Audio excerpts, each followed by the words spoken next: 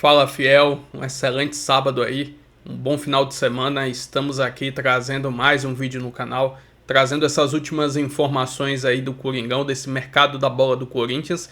Se inscreva no canal, deixe seu like, se quiser deixar a opinião de vocês aí nos comentários.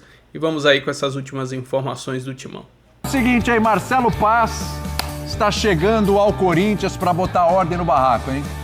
Marcelo Paz é o novo executivo de futebol do Corinthians, o dirigente assume o cargo com o objetivo de fortalecer os processos internos, contribuindo com sua experiência em gestão esportiva, planejamento estratégico, desenvolvimento de projetos, além de aprimorar a integração entre as categorias de base e o futebol profissional do Corinthians. Fora tudo isso, né, Marcelo Paz vai ter que resolver alguns contratos aí que estão pendentes, tem transfer ban, tem um monte, já chega com uma bucha danada para resolver, né? E aí se alinhar também com o grupo, com comissão técnica, com jogadores, algo que estava muito bem feito ali com o Fabinho Soldado.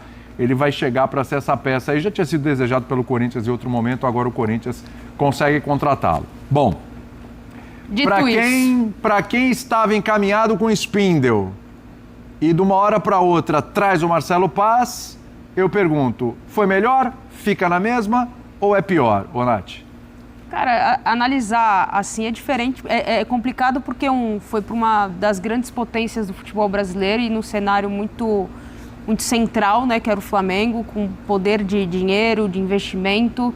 O Marcelo Paz, ele faz um processo desde das séries anteriores, né, ele vem de séries inferiores do Campeonato Brasileiro, fazendo esse processo de reconstrução e teve muita autonomia para fazer isso. Ele já conhecia muito bem os meandros do clube.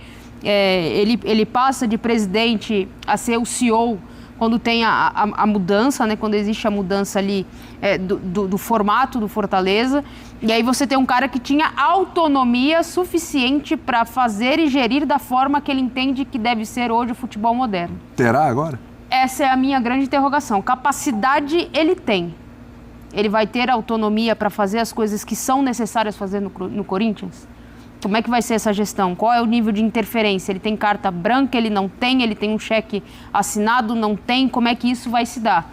Fato é, é o que você falou, ele tem muita coisa para resolver, assim como o Spindle também, se viesse, teria muita coisa para resolver. São fatores de contratos que ele precisa resolver agora, para o Corinthians ter uma ideia do elenco que vai ter, se vai ter troca de jogadores com time A, com time B, com time C, como é que isso se daria, você perderia qual é a sua folha salarial, quanto a gente pode gastar, qual vai ser o equilíbrio financeiro para manter o time competitivo. Esse é o grande desafio. O Spindle, ele vem de um cenário, quando ele vira esse executivo de futebol no Flamengo, um cenário diferente. Ele lidava muito com a questão financeira, ele passa ao lado do Braz a ser o cara para fazer esse tipo de poder de negociação muito forte. Então, eu acho que são um pouco diferentes nesse sentido, mas que qualquer um dos dois que chegasse precisa ter essa autonomia para fazer as coisas que são necessárias fazer, para o Corinthians parar de se afundar nas dívidas e nessa loucura que está administrativa, não só o Corinthians, como outros clubes também. Tem uma frase do Fabinho ainda no Maracanã, depois do título, me pega muito, que é: o meu profissionalismo parece que incomodava algumas pessoas. E aí? E aí o Marcelo Paz é um cara super profissional.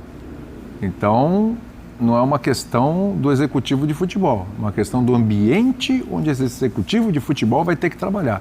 Será que ele tem estofo para não sucumbir a esse ambiente? Porque me parece que o Fabinho, embora tenha lutado, tenha conseguido suas vitórias, ele sucumbiu, porque ele saiu, foi embora.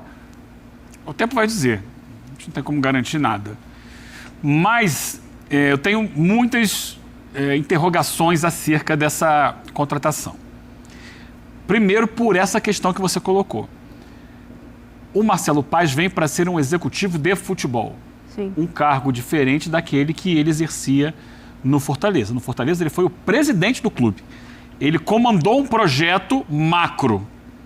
E depois foi o CEO, né? Hã? E depois virou CEO. Depois ele foi o CEO. Depois virou CEO. Ele foi o presidente e virou CEO. Então, a gente tem, desculpa, Eugênio, a gente tem que tentar separar, quando fizer essa análise, o Marcelo Paz do presidente do Marcelo Paz CEO. Mas pode seguir. Perfeito. Mas sempre em cargos superiores ao cargo de executivo de futebol. Sim. Embora tivesse ingerência nisso.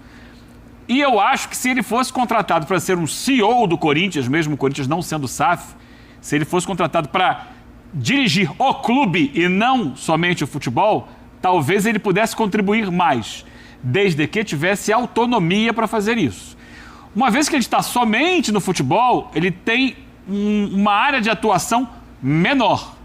Menor, inclusive, do que ele representa hoje no futebol brasileiro. Hoje ele é um dirigente da liga que tem o maior número de clubes no futebol brasileiro. Ele é diretor da LFU, fala pela LFU. Ele ganhou um vulto muito grande dentro do cenário do futebol brasileiro pelo projeto que ele fez no Fortaleza. Repito, na condição de mandatário acima desse cargo que ele vai executar agora. E aí a gente vai para... O momento que ele chega dentro do plano esportivo é o pior momento dele, enquanto alguém que trabalha com um projeto de futebol. Porque é o momento em que o Fortaleza foi rebaixado. O projeto Fortaleza, o projeto esportivo do Fortaleza de 2025 foi o pior projeto esportivo do Fortaleza dos anos todos que ele Marcelo Paes esteve no comando, porque ele vinha só contratações crescendo. Erradas, uma série de coisas ali que... Perfil de contratações Perfil. diferente. Ele começou a apostar em jogadores mais velhos, jogadores com mais nome, porém talvez com menos fome, com menos ambição. Escolha claramente errada de treinador entre o Vojvoda e o Palermo. Ele teve no meio do caminho o Palermo ali até o erro. melhora o time, mas não Mas a gente tá falando ali do Renato Paiva. Não estou falando do Palermo, não, falando do Renato Paiva. Não funcionou. A melhorar o time, mas melhora. No final, o Palermo consegue melhorar o desempenho, não o suficiente para evitar o rebaixamento. Então, tem essas questões todas. Qual vai ser a área de atuação dele no Corinthians? O que ele vai ter que fazer? Vai ser só o cara do dia a dia para lidar com os jogadores? Não era exatamente isso, embora talvez fizesse isso também, mas não era exatamente isso que ele fazia. Isso era um ponto forte do Fabinho. Contratações. Com que dinheiro? Transferban tá aí por enquanto. Vamos trazer então, não tem contratação. Mas na hora que levantar o Transferban, vai trazer que perfil de jogadores? É diferente o perfil do Corinthians do perfil do Fortaleza. Mesmo do Fortaleza que deu certo. Quando ele tinha ali também muito a participação do Vojvoda na seleção dos jogadores. Vinha muito jogador da Argentina indicado pelo Vojvoda. Então, eu quero ver. Não duvido da capacidade, na competência do Marcelo Paes. Mas eu quero entender como é que ele chega nessa situação. O que ele vai poder fazer nessa situação. E aí, hein, Rafa? Você achou que foi uma boa? No final das contas era melhor o Spindel? Não, eu acho que o Spindel é melhor.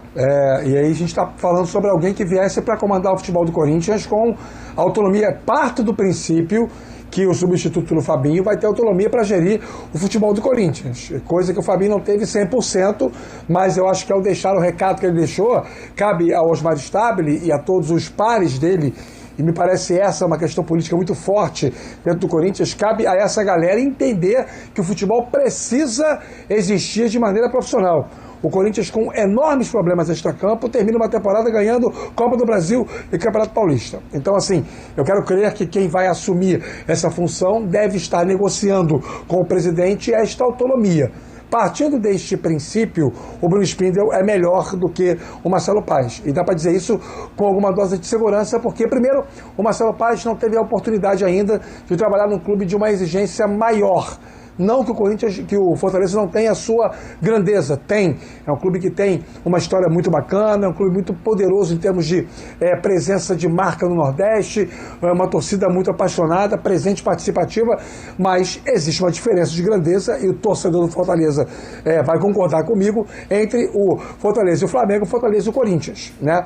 Então, entre o Spindel, com a experiência que ele já tem no Flamengo, e o Marcelo Paes, com a experiência que ele tem no Fortaleza, o Spindel era mais adequado. Sem contar que o Spindel é um dirigente que tem uma capacidade maior de interfacear com dirigentes de outros clubes, com empresários, com agentes, com quem pertence ao ecossistema do futebol, do que o Marcelo Paes, que é um cara que tem uma ótima aceitação, mas foi muito bem colocado pelo Eugênio, na condição que ele ocupava anteriormente, como alguém que representa institucionalmente, seja como presidente, depois como CEO de uma SAF, um clube que joga ou jogava a primeira divisão do futebol brasileiro. Agora ele é o cara que vai contratar, que vai demitir, que vai reajustar, que vai montar elenco.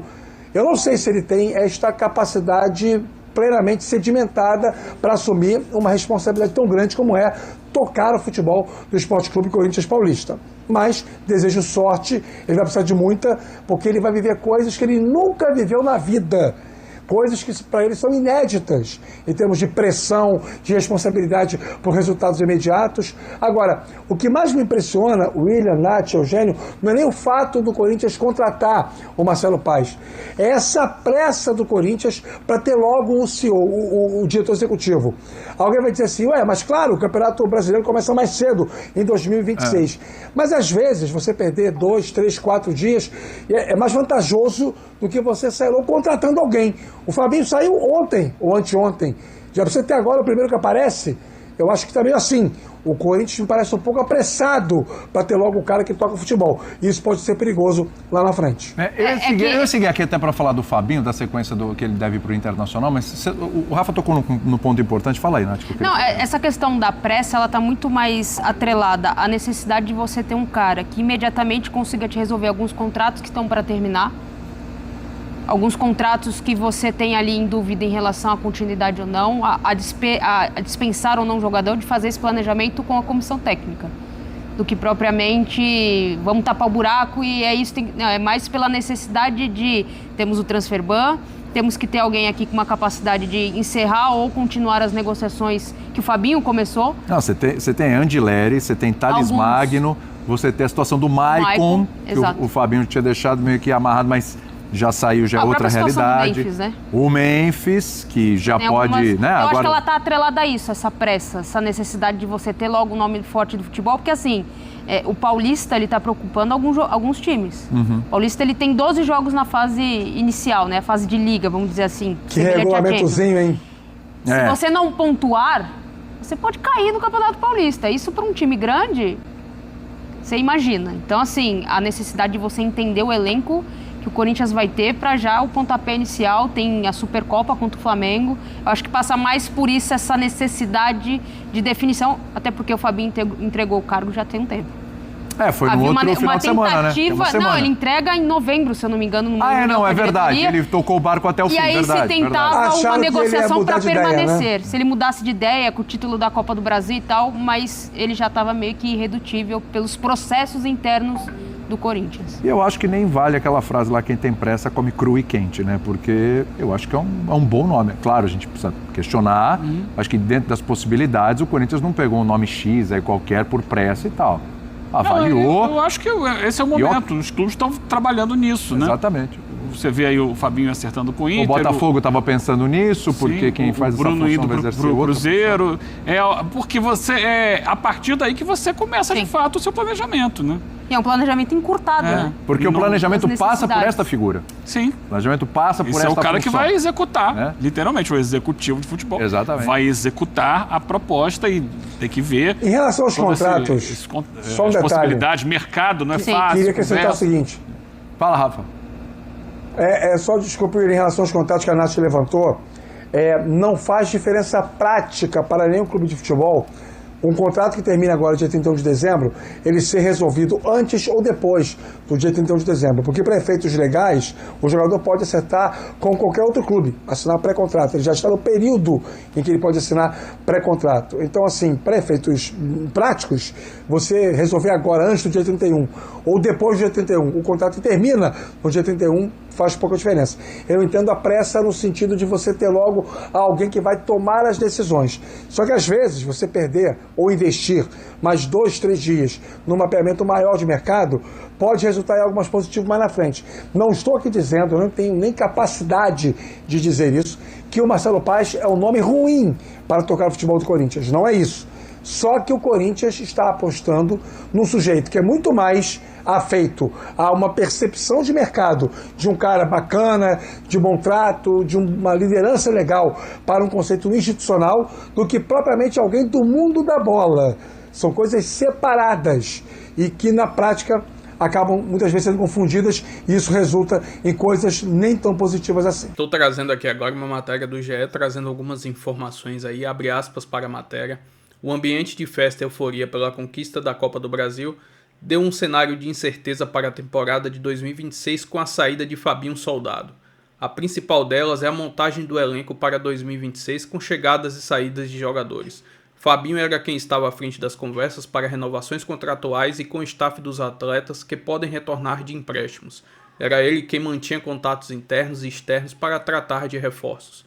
Dentro do Corinthians, ele fazia reuniões frequentes com a comissão técnica e com o gerente de análise de mercado, Renan Blois, seu braço direito. Fora, conversava com empresários, dirigentes de outros clubes para mapear o mercado da bola. Agora, as conversas relacionadas a transferências devem ficar congeladas temporariamente. Daqui a 8 dias se encerrarão os contratos de Fabrício Andileri e dos atacantes André Romero e Thales Magno.